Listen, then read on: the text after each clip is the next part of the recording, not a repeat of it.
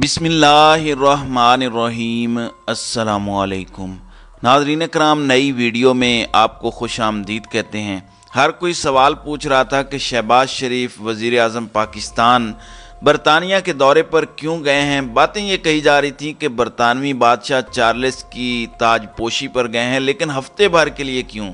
क्या कोई और इस तरह से कभी गया है? कितने ही सरबराहान मुमलिकत इस तरह से गए हैं? ये सवाल है, मगर ये अहम सवाल है कि एक हफ्ते के लिए क्यों गए हैं। और मैंने आपको पिछली वीडियोस में बताया था कि रोज़ाना इस स्पेशल जहाज़ की सिर्फ पार्किंग का ही जो चार्टर्ड प्लेन है उसका पार्किंग का खर्चा 10 से 12 लाख रोज़ाना का है। तो ये सवाल तो हर कोई पूछ रहा है, तो इसका जवाब सुने क्या है। जुनैद सलीम एक सीनियर सहाफ़ी हैं, उन्होंने असल कहानी से पर्दा उठाया है। इसके साथ ही साथ इमरान खान भी ये सवाल पूछ रहे थे और याद दिला रहे थे कि मुल्क के हालात क्या हैं, इस पर बात करेंगे। लेकिन पहले सुनिए कि जुनैद सलीम ने क्या बात बताई है। जुनैद सलीम के बकौल आसिफ अली जरदारी ने गेम डाल दी है और इस गेम की वजह से नवाज शरीफ सख्त नाराज़ हैं शहबाज शरीफ से कि ये हो क्या रहा है, तुम कर क्या रहे हो। तो ये क्लास देने शहबाज शरीफ जो है वो लंदन गए हैं। अब इस वक्त नवाज शरीफ से मुलाकात की खबरें तो आ रही हैं, लेकिन नवाज शरीफ क्यों गुस्से में हैं, आखिर क्या वजह है। कहानी नाजरीन कराम कुछ इस तरह से है कि आप देख रहे हैं कि जरदारी साहब जनूबी पंजाब में बहुत एक्टिव नज़र आ रहे हैं। वैसे तो इस वक्त पूरे पंजाब में एक्टिव हैं, लेकिन जनूबी पंजाब में ख़ास तौर पर एक्टिव हैं। उनको पता है कि पंजाब में उनकी दाल नहीं गलेगी, लेकिन जनूबी पंजाब में वो जाकर लोगों से मिल रहे हैं और ये बता रहे हैं कि अब आगे कहानी बदलने जा रही है। अब सरकारी ताकतें, ताकतवर हल्के जो पीछे बैठे पर्दा नशीन हैं, जो तमाम डोरे हिलाते हैं, वो सारे हमारे साथ हैं। और किन को कह रहे हैं? नून लीग के लोगों को जाकर ये बता रहे हैं। ये जरदारी साहब नून लीग वालों को बता रहे हैं कि अगली बारी हमारी है, नून लीग को छोड़ो, हमारे साथ आओ। जो ताकतवर हल्के हैं उन्होंने अगली हुकूमत के लिए हमें चुन लिया है, इसलिए आप हमारी तरफ आ जाएं। और इसी चक्कर में उन्होंने कोई 4-5 नून लीग के MNAs को तोड़ा है। आप देख रहे होंगे कि जरदारी साहब ने फलां नून लीग की विकटें गिरा दी हैं। अब इस पर नवाज शरीफ बहुत गुस्से में हैं और वो कह रहे हैं कि ये हो क्या रहा है। यानी जरदारी साहब डबल गेम कर रहे हैं और एक जानिब वो हमारे इत्तेहादी हैं, हमारे साथी हैं, मगर साथ ही खंजर भी घोंपते जा रहे हैं। हमारी पार्टी को तोड़ रहे हैं, हमें कमज़ोर किया जा रहा है। ऐसा नहीं है कि नवाज शरीफ ने शिकायत ना की हो, लेकिन अब वो शहबाज शरीफ को समझा रहे हैं कि तुम भी कोई गेम डालो।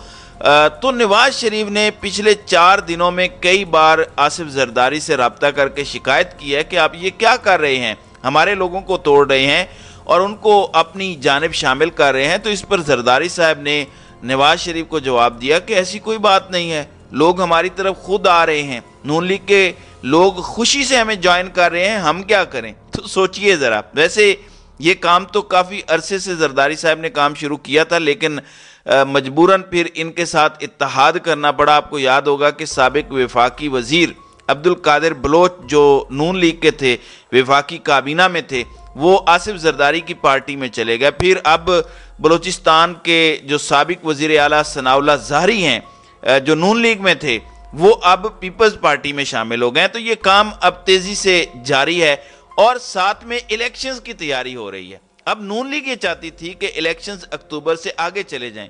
आप देखते हैं कि नून लीग वाले जरदारी साहब को मनाने में कामयाब होते हैं या नहीं, लेकिन अब तक जरदारी साहब किसी सूरत मानने को तैयार नहीं है। उनके लिए इसमें मुश्किलात हैं, उनके लिए टाइम पीरियड मज़ीद डिले करना मुश्किल है, क्योंकि जो उन्होंने डील की हुई है बिलावल को वज़ीर आज़म बनवाने के लिए, उसमें ख़राबी होगी। तो ये कुछ वजूहात हैं जिनकी वजह से शहबाज शरीफ को नवाज शरीफ ने बुलाया। एक तो डांटना था कि मईशत इतनी तबाह कर दी, और दूसरा ये काम भी देखो, मेरे लिए कोई रिलीफ नहीं है, मैं घर नहीं वापस आ रहा, तो मेरी वापसी के लिए कुछ कर नहीं पा रहे, मुझे जेल वगैरह नहीं जाना। तो ये वजूहात हैं जहाँ पर नवाज शरीफ ने शहबाज शरीफ को सुनाई हैं। फिर इसके साथ साथ वज़ीर आला जो सिंध है मुराद अली शाह, वो अनाउंस कर चुके हैं कौमी असम्बली के अंदर कि अब बिलावल की बारी है। यानी शहबाज शरीफ की बारी बस 1 साल की थी जो उन्होंने कर ली है, अब बिलावल भुट्टो जरदारी की बारी है। जाहिर है सबके अपने अपने प्लान्स होते हैं, लेकिन आप देखिए कि وہ زرداری صاحب جو کہتے تھے کہ ہم نے شہباز شریف کو وزیر اعظم بنایا، یہ ہمارا وزیر اعظم ہے، رانا ثناء اللہ ہمارے وزیر داخلہ ہیں، اب وہ کہہ رہے ہیں کہ ہمارا اگلا وزیر اعظم جو ہے وہ بلاول بھٹو ہے، اور اس کا مطلب اب یہ ہے کہ ہم آپ کو مزید سپورٹ نہیں کریں گے۔ تو اگلی دفعہ اگر فری اینڈ فیئر الیکشنز ہو جاتے ہیں تو سب کو نظر آ رہا ہے کہ عمران خان آ جائیں گے، تو ان کو دوبارہ کولیشن کی ضرورت پڑے گی عمران خان کا مقابلہ کرنے کے لیے۔ لہٰذا نواز شریف کو یہ دکھ رہا ہے کہ یہ جو اناؤنسمنٹ کیے جا رہے ہیں کہ بلاول اگلا وزیر اعظم ہے، اب مریم کا کیا ہوگا، میرا کیا ہوگا، میں نے تو اپنی نااہلی ختم کروانی تھی ان سے، قانون سازی جو ابھی کی گئی اس کا مقصد بھی یہی تھا۔ تو اب بلاول کو کھڑا کر کے نون لیگ کے لیے انہوں نے خطرے کی گھنٹی بجا دی ہے۔ آپ نے دیکھا کہ ایک دن قبل لاہور میں وزیر اطلاعات شرجیل انعام میمن آئے ہوئے تھے، وہ کہہ رہے تھے کہ ہم نے لاہور کو پیپلز پارٹی کا گڑھ بنانا ہے۔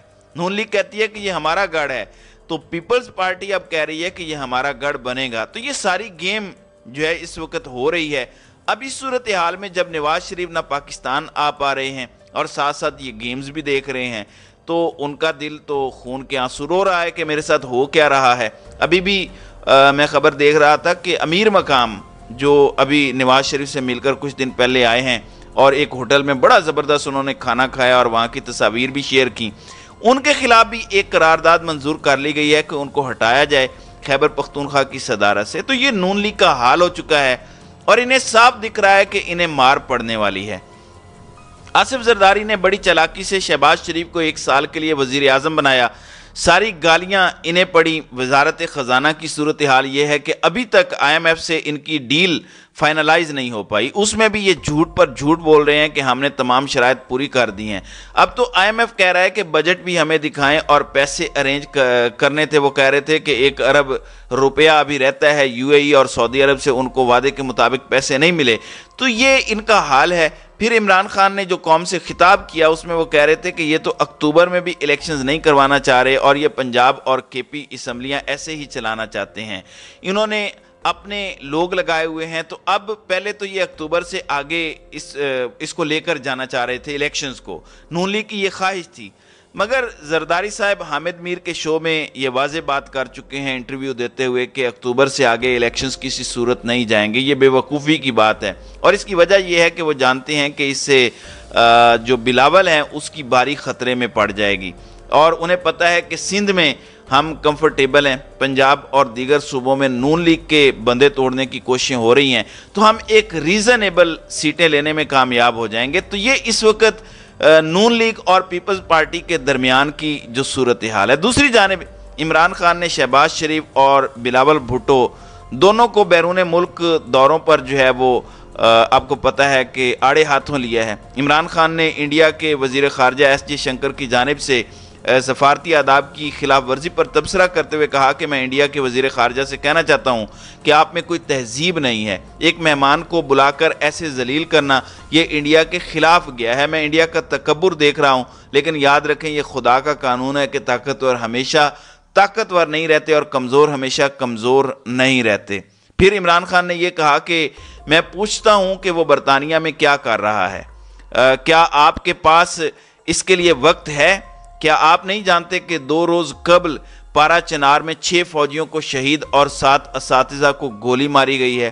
مہنگائی تاریخی سطح پر ہے، ایسے حالات میں آپ ملک چھوڑ کر وہاں برطانیہ کیسے جا سکتے ہیں؟ پھر عمران خان نے اپنا مطالبہ دہراتے ہوئے کہا کہ پاکستان اٹھے گا اور تحریک انصاف قانون کی حکمرانی قائم کرے گی اور ایک عظیم ملک بنائے گی، لیکن اس سے پہلے انتخابات کی ضرورت ہے۔ عمران خان نے کہا کہ قوم کے آگے بڑھنے کا وقت آ گیا ہے، اور یہ کہ اپنی جان کو لاحق خطرات کے باوجود وہ سڑکوں پر نکل رہے ہیں۔ تو یہ عمران خان کی جانب سے ایک rally chief justice of Pakistan کی حمایت میں نکالی گئی تھی، جس میں عمران خان نے شہباز شریف اور بلاول بھٹو دونوں کو آڑے ہاتھوں لیا۔